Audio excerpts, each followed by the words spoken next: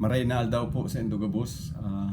Magandang araw sa inyong lahat. Ako po ito si Jaime Fabregas, isang true blue Bicolano. Pinanganak sa Iriga City, nag-aral sa La Consolacion Academy sa Iriga, sa Naga Parochial School sa Naga at sa Ateneo de Naga.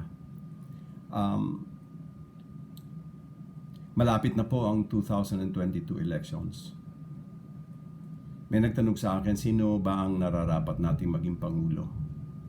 Ang sagot ko po, dapat ang pipiliin natin ay yung isang taong makadiyos, yung isang taong makatao, yung isang taong may track record na ng pagtulong, lalo na sa mga kababayan natin na mahihirap, yung mga nabubuhay sa laylayan ng ating lipunan.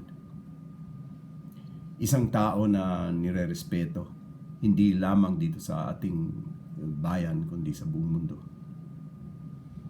Siguro naman naririnig ninyo o nababalitaan ninyo yung mga ambassadors ng iba't ibang bansa na pumupunta sa kanyang opisina para magbigay-pugay.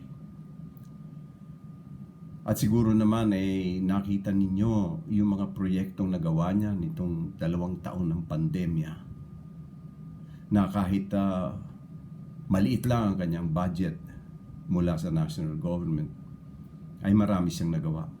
Dahil maraming mga private individuals na tumulong dahil may tiwala sa kanya.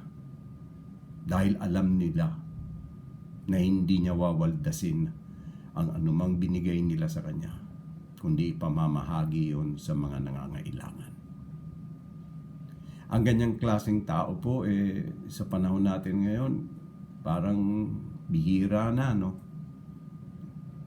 Kaya po kung ako ang tatanungin, sino ba ang dapat maging Pangulo ng Pilipinas sa 2022? Wala pong iba. Dapat si Leni. Suportahan ta po si Leni Robredo. Mabalos.